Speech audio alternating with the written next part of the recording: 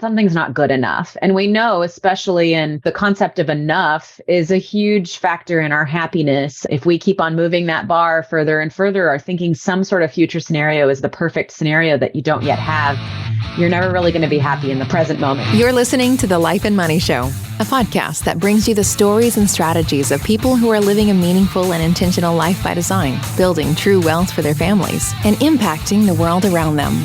And now, here are your hosts, Annie Dickerson and Julie Lamb. Well, hello, everyone. Welcome to another episode of The Life and Money Show. I'm your host, Annie Dickerson. On behalf of Julie Lamb and the whole Goodegg Investments team, we're thrilled to welcome you here. And I've got my co-host here, Susan Elliott. Susan, how are you today? Doing pretty good. Pretty good. It's Tuesday and it is the first full week of summer going on right now. So we have new routines in the house, but new energy too. It's good. I'm enjoying it. What does the beginning of summer feel like in your house? Oh my gosh, my kids who are now 10 and 7, they were much closer to your kids are they 4 and 5? 1 and 5. Yeah. Oh my gosh, that's almost exactly the ages that my kids were when we started this business. And so fun. I totally feel you. It's like every day is an adventure. You never know what's going to happen. But these days, my kids, they're 10 and 7. They finished 1st and 4th grade last week. And so this summer, right now, they're home. I don't know where in the house they are, which is the blessing of this house. This is like the best part of when we moved into this house. I was like, oh my gosh, I have no idea where the kids are. And then my husband and I were like high-fiving each other. We're like, this is and a blessing of the ages of your kids. I mean, I can't let that thought, if I don't know where my kids are in the house, at least my 1-year-old, that means I'm doing something wrong. That's trouble. Doing something very wrong. That's trouble. And yeah, it's a different stage of childcare equations and freedom and the kids' autonomy than I can imagine your summer looking like our summers, just a little bit different. So that's good. But even just the energy of summer is so lovely because we're sitting outside after dinner, we're playing in the yard with zero sort of goals and objectives. Sometimes there's a lot of yard projects too. Don't get me wrong, but it just feels a little slower. I like it. Yeah, I know. I know what you mean. There's just like a slower flow, even though it can be sometimes more hectic with kids around and different routines. But yesterday in the middle of my meetings, I heard in the other room, my younger son, who's 7, is learning to play the piano and my older son is learning to play the guitar.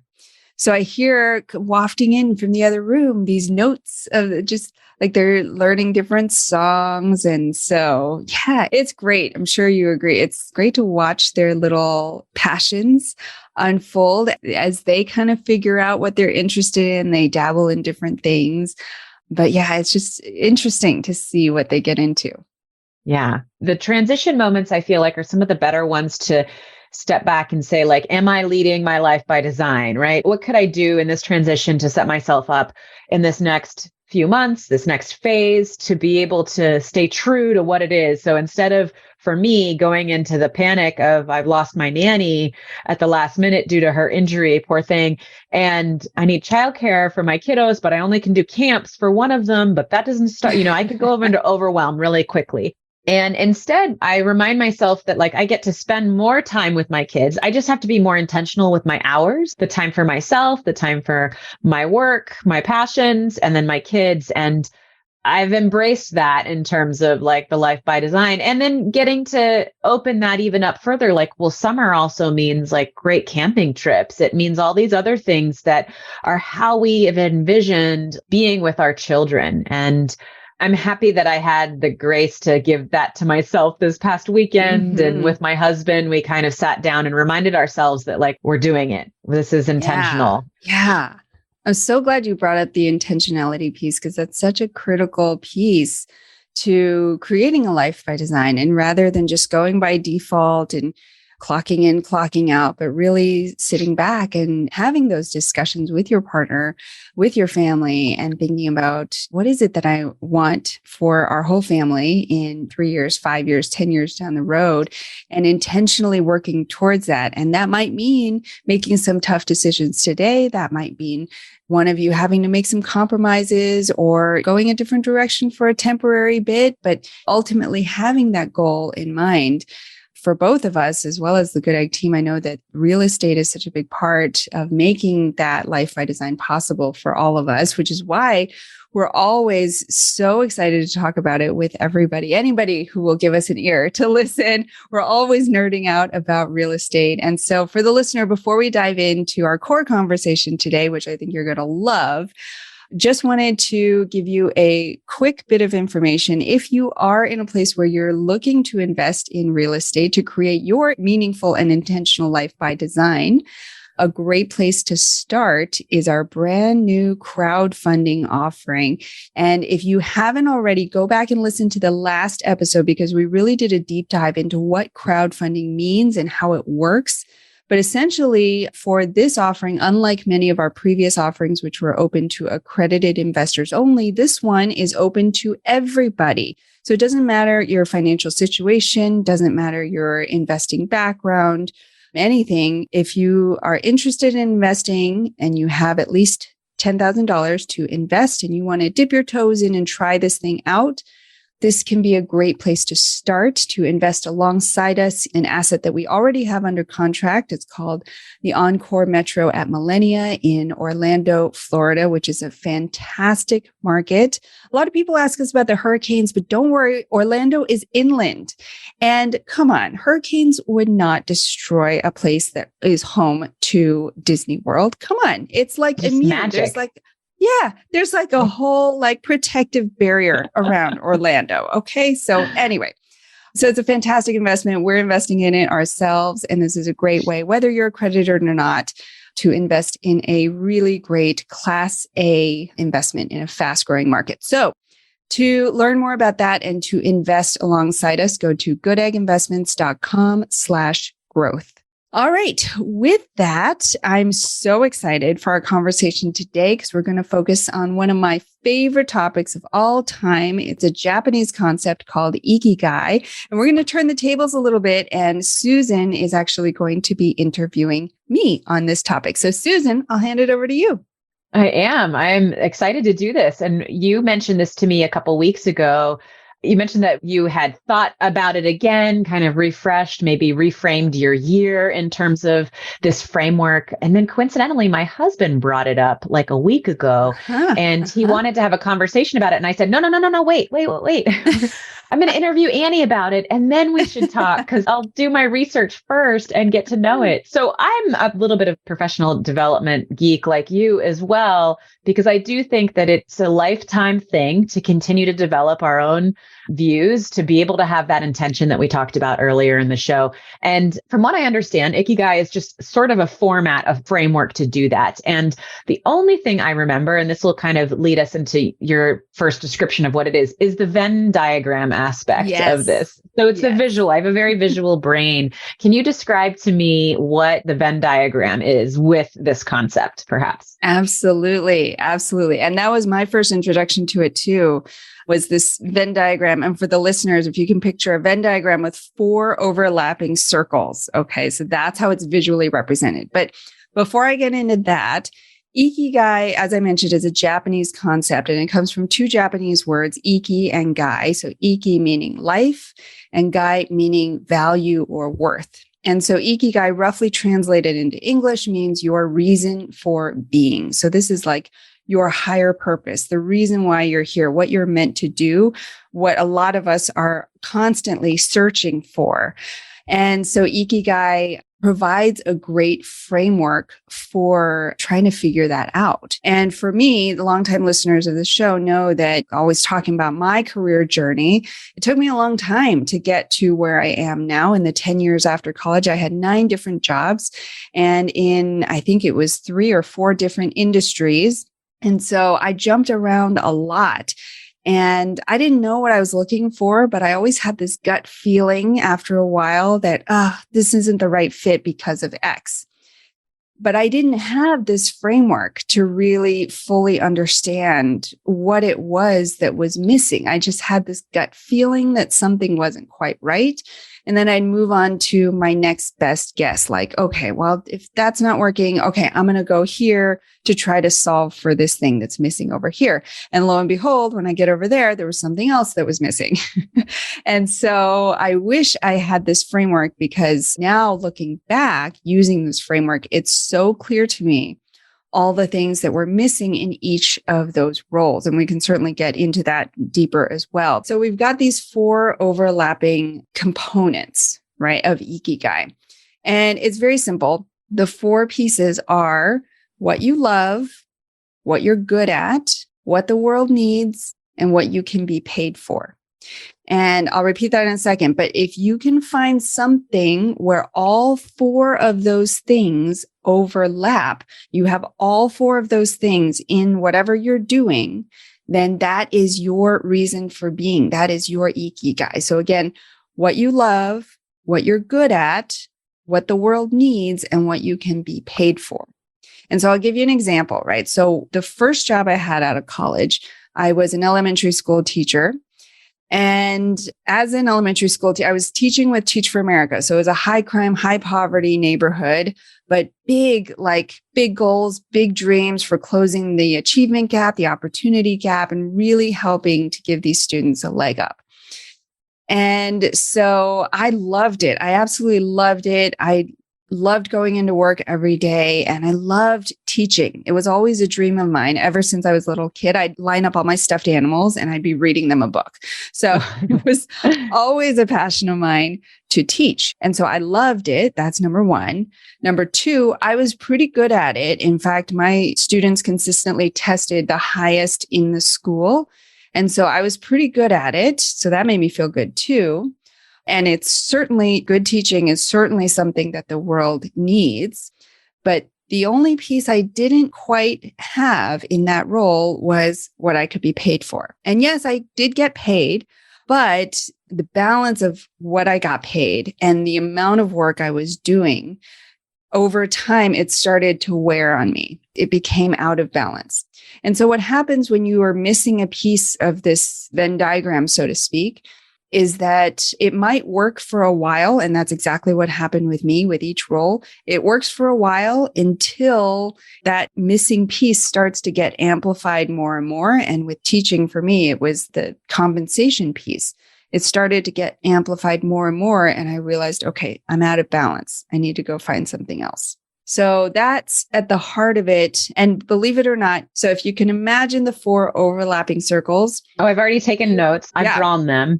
Perfect. And that's not easy to do, to draw 4 overlapping circles. So bravo to you. It's not perfect, but I get it. Yeah. And we can get into this too.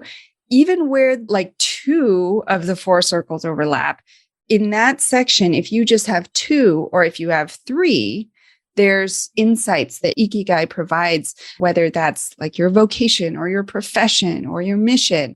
There's a lot to it. And this framework just gives you such clarity as you're figuring out whether it's the best job or career path for you. Or I've also used it to talk about real estate investing, which we can get into in a bit.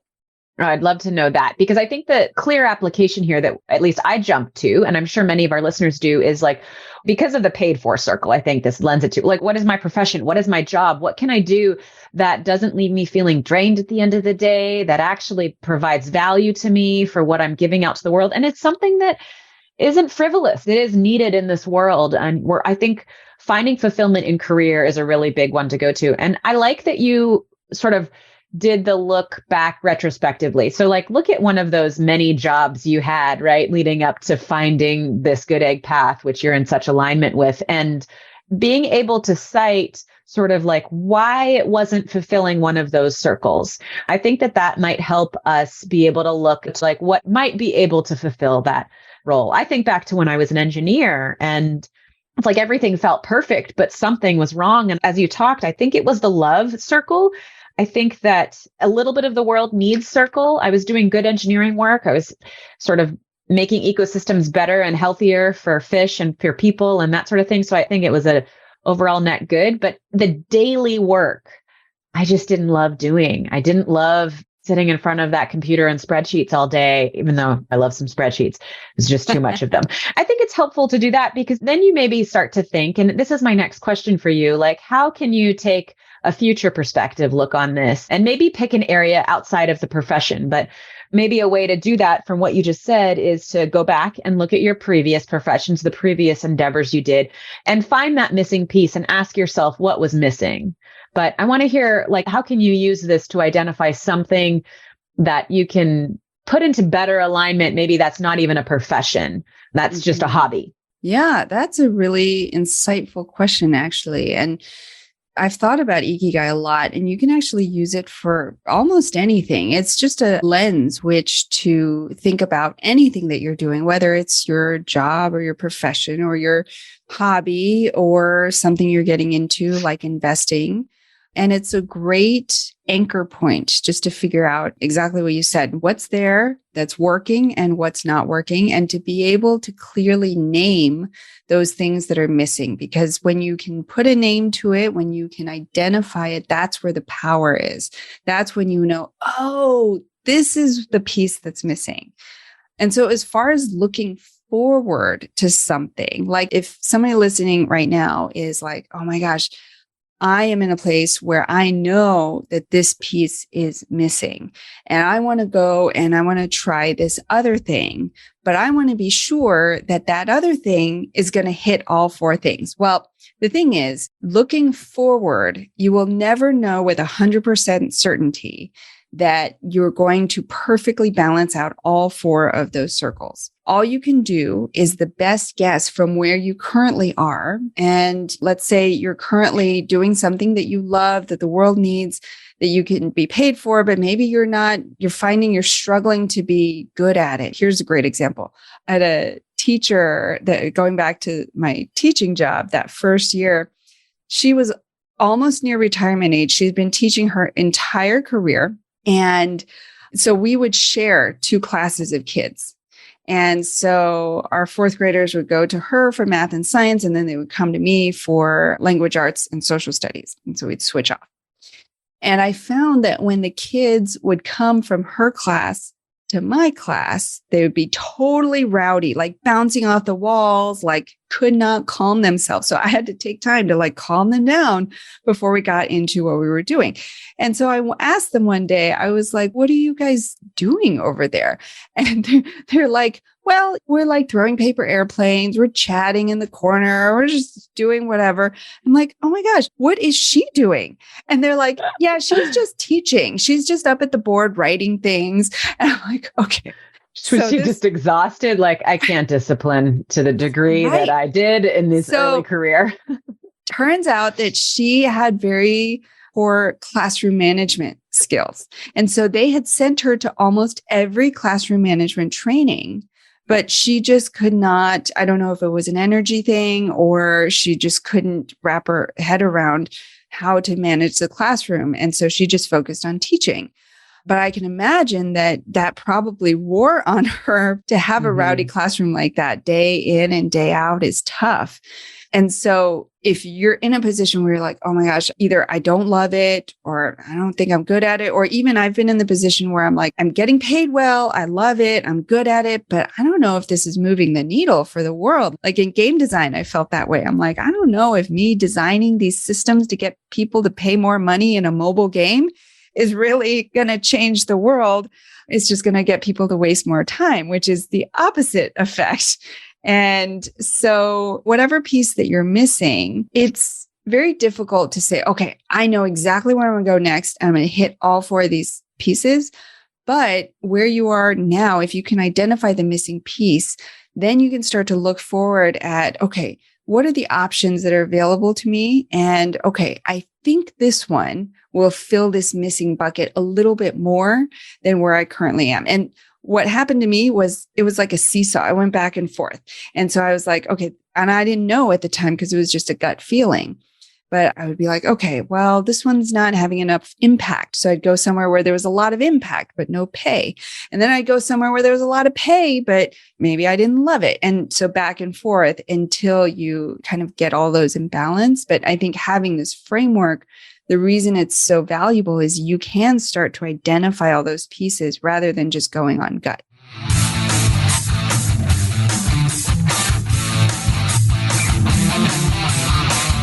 Have you been thinking about investing in real estate, but aren't sure you have the time or the desire to manage the investment? Perhaps you're afraid, like we were, that you'll make the mistake of choosing the wrong mortgage or the wrong team and lose your entire investment. Well, that's exactly why we created the Goodegg Investor Club. We do the work of identifying solid real estate investment opportunities in the best markets around the country and then partner with you to acquire these investments, and then we'll all share in the returns. We'll identify the growing markets, strong, experienced teams, and the solid deals. We do all the heavy lifting of managing the tenants and the renovations, and as a passive partner, you get to enjoy all the benefits of investing in real estate, monthly cash flow, long-term appreciation, and the ongoing tax benefits. When we first discovered passive investing through real estate syndications, we realized it fit perfectly into our busy lives. We could put our money to work for our families, work less, and get more time back in our days so that we could focus on what matters most and discover our true passion and purpose in life.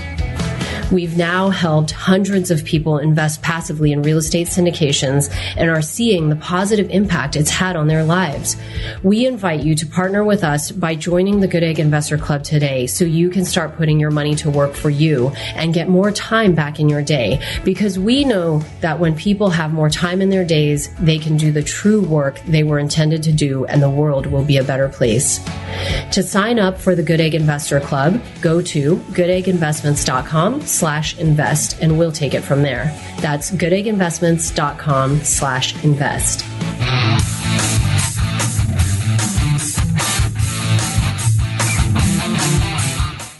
I like that you referenced that this is an iterative process and we're not going to get it right the first time. But if we're not even trying to get it right, we're never going to know that it's right or that it's wrong or that we can consciously make changes for it. As you're talking, I'm reminded of a book I read a long time ago called Mastery by Robert Greene. And he spoke in this book about everyone possesses the ability to find their mastery, to find their genius. And that sounds a lot like this reason for being. And except that it's really hard to find that. What is my reason for being? If you were to just try to ask yourself that, there's almost like, where do you start with that? And he talked about that, like, as you're progressing towards discovering that, and I love that this gives you a framework to do that, almost like a way to begin and a set of steps. I'm an engineer at heart. I like things to be laid out. I like the framework aspect, but you're developing these emotional qualities, which Robert Greene talked about in his book, Mastery, too, that are actually the recipe for success. They're the reflection pieces. They're the perseverance. Like, well, I'm just going to keep trying at this. I'm going to keep iterating. I'm going to keep looking back. I'm also going to have the grit to make it through this training for this potential new career that I'm doing. So it's like, I like that this is a common topic in personal development, but this is giving you the process with which to look at it. What I would like to hear more about is the overlapping and the utility of 2 circles coming together, 3 circles coming together. What's the value of that in the Ikigai system? Yeah. So if you are listening to this, I highly recommend you just Google Ikigai. And I'm sure one of the top images will surface a Venn diagram that will show you exactly what all these pieces are, because it's hard to picture it just from listening. As I'm talking, I'm looking at a diagram of this so that I can make sure I get it right. So I highly recommend you pause this, go find an image of it and follow along that way. But I think it's really insightful when you look at the overlapping of 2 or 3 of those components, because again, it just gives you that clarity into what you probably already were feeling, but didn't have a name for. And so, for example, if you have what you love and what you're good at, but you don't have any of the other pieces, it's not something that the world needs, and it's not something you can be paid for, then that is your passion. what you love and what you're good at. Now, your passion can turn into something that the world needs and something you can be paid for. But if it's more of a hobby at the moment, then that is what we're talking about, what you love and what you're good at. For me, that's one great example is piano. I've been playing piano since I was 3 years old, and I'm really good at it. And now that I'm not forced to take lessons and I can play what I want, I love it. And my husband and he plays guitar and I play piano and we'll sing. And so we have a lot of fun. But it's not something that the world really needs. We're certainly not up to that level. And it's not something that I'm interested in being paid for. So for me, that's a passion. When you have what you love and what the world needs, that is a mission. So you're like, oh my gosh, I really love these humanitarian efforts and the world really needs that. But maybe you're just exploring that, or maybe you're volunteering, you're not getting paid for that, or maybe you have ideas for starting a foundation. So that is more of a mission, like a personal mission. You want to help the world there. If you have what the world needs and what you can be paid for, then that becomes your vocation. So think of people who go to beauty school, for example. Everybody's got hair. Everybody needs haircut, hairstyling. Always. That's right. Yeah. It grows for better or worse. My kids' hair, I'm like, oh my gosh, how does your hair grow so fast? And they can be paid for that, right? And so that is a vocation. Now, there are some stylists we know that they're so good at it and they love it, and that is their reason for being. But for other stylists or barbers, it might be just they went to school for it. It's something that the world needs and they can be paid for it. So they kind of clock in and clock out. So this is certainly not the same thing fits for everybody. It's kind of like you can fit the system to you and your specific situation. And then finally, if you're good at it and you can be paid for it, but maybe the world doesn't need it. And maybe you kind of love it, but you're not that passionate about it. If you're good at it and you can be paid for it, that is your profession. And so lots of people, whether it's vocation or profession, they spend their whole life in that space.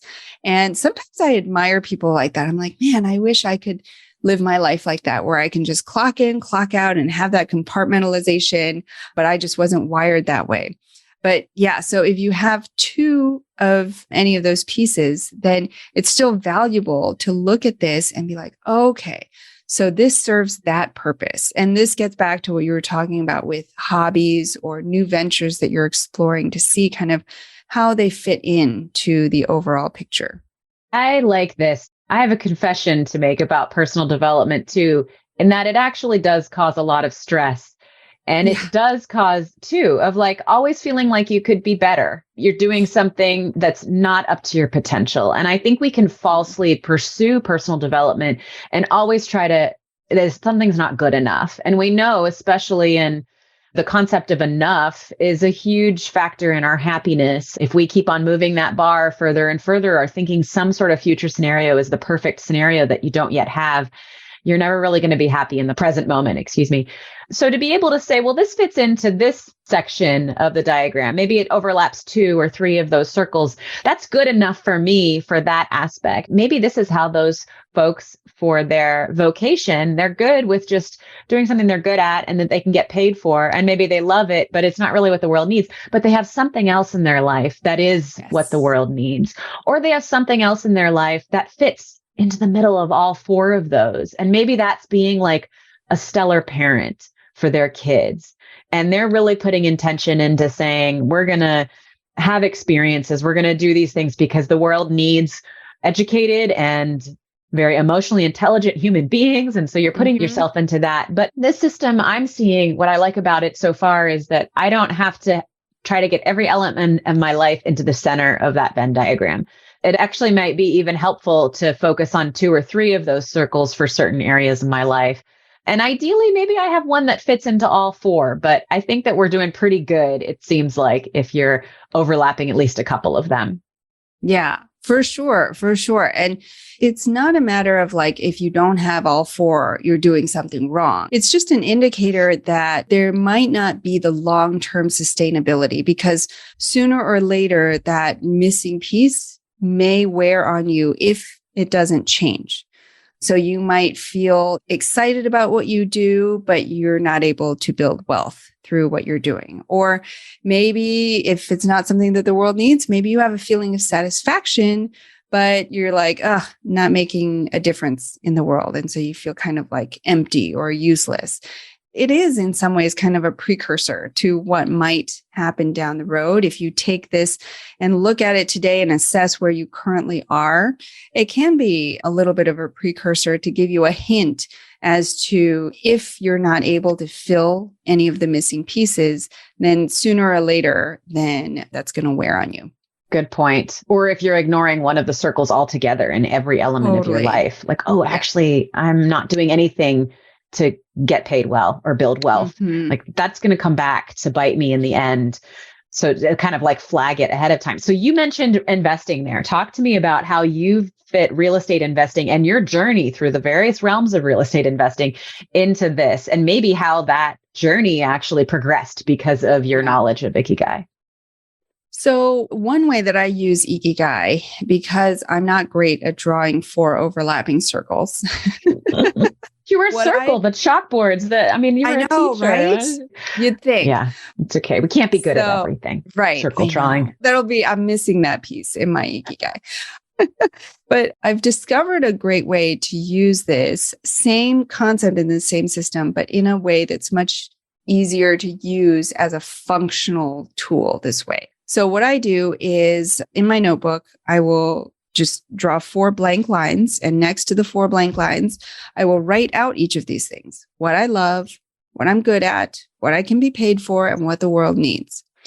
Then on each of those blank lines, then I think about what I'm trying to evaluate. And it can be related to real estate investing or a hobby or a profession or anything you're trying to evaluate. So let's take, for example, when I first started with out-of-state rentals. I should have done this at the time, but I didn't, but I'm doing it in hindsight, right? So when I first started with out-of-state rentals, I had no idea what I was getting into. We had done house hacking. We had duplexes. We rented out one unit and we lived in the other. And we thought, how hard could it be? We'll just get a rental, we'll kind of do the same thing. All these online forums are saying you could cash flow several $100s a month. Should be easy peasy. And of course, you know the story. Over time, things started to fall apart. We experienced theft and vandalism. We were investing in more C-class areas. And so the cash flow could potentially be higher, but we also had more headaches. So we definitely went through a lot of that. And so as I looked back and thinking about using Ikigai there to evaluate, right? So you've got your 4 boxes or 4 blank lines. Then what I do is I think back to each of these categories and I give myself a ranking from 1 to 10. And so the minimum score that you could get if you give yourself 1 on each one is 4. The highest score you could get is 40. And so when I think about my out-of-state rental experience, did I love it? Meh. I would say maybe like a 6. I think I loved the idea of it, but the actual execution of it, I was like, meh, calling my property manager and checking on the data, all those spreadsheets. I'm like, I could live without that. So I'd give myself a 6 there. Was I good at it?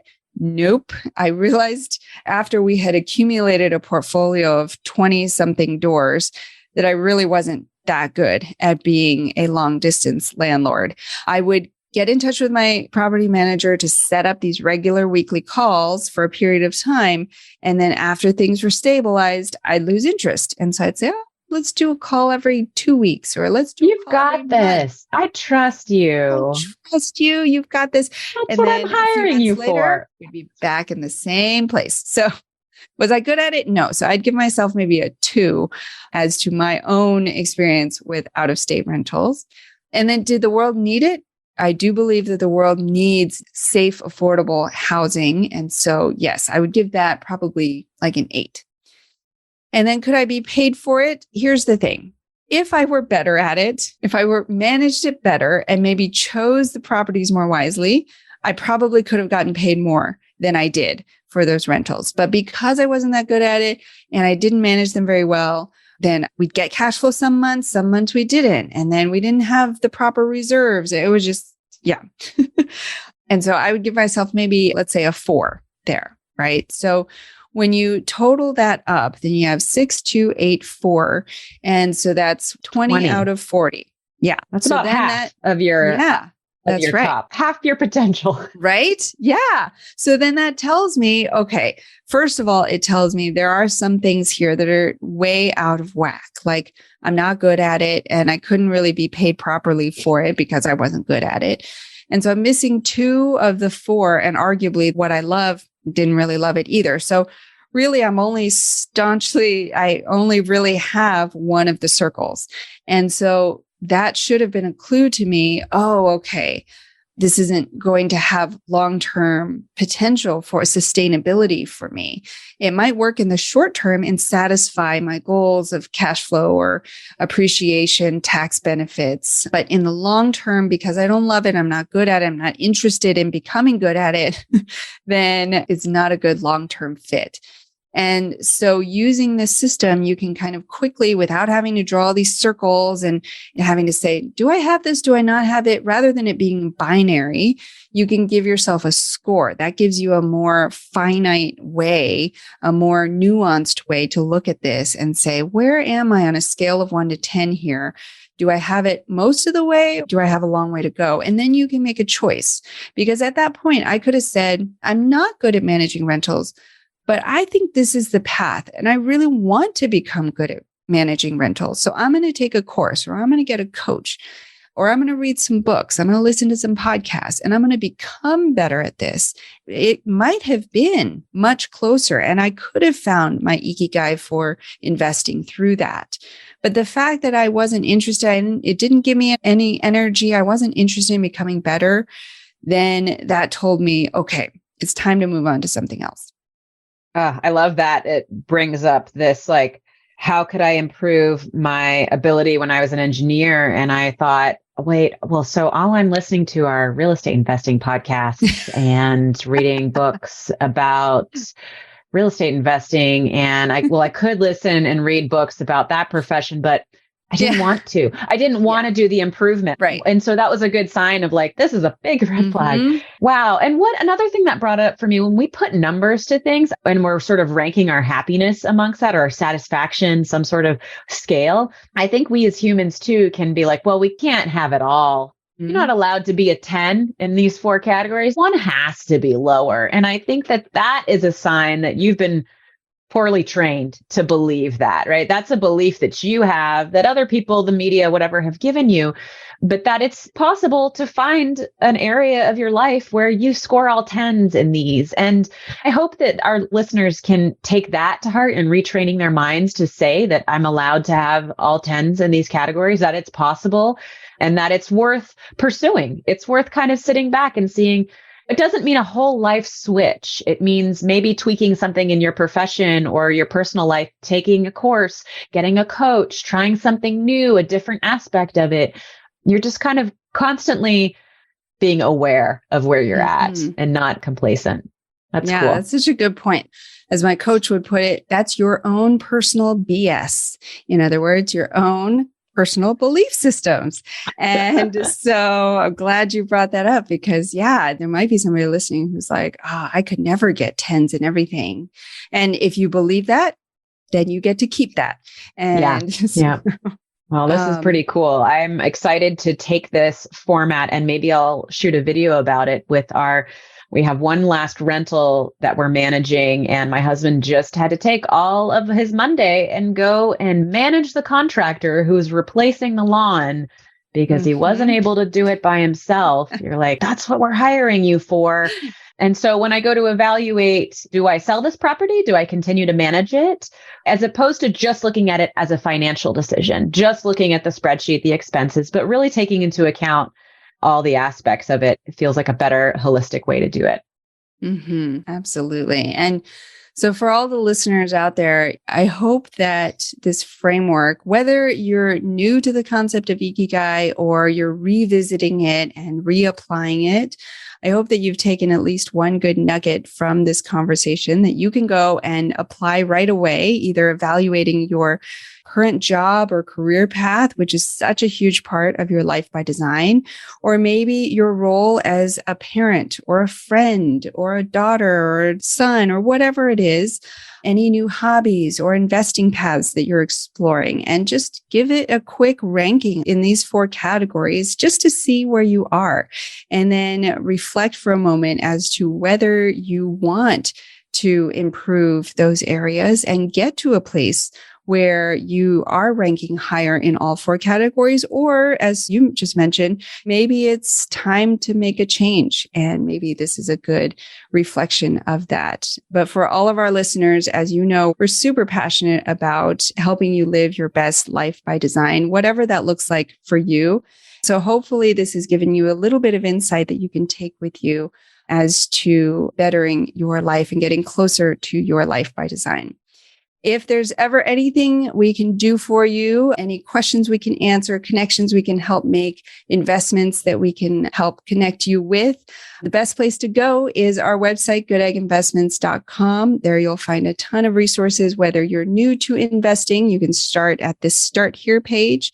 Or if you're a seasoned investor, you can go to our open deals page to see the offerings we currently have, download a copy of our track record, and get to know us. We're looking forward to hearing from each of you. All right. Until next time, thank you so much and have a sunny side up day. Thanks, everyone. You've been listening to The Life and Money Show, the #1 podcast for people who, like you, are living a meaningful and intentional life by design, building true wealth, and making an impact in the world.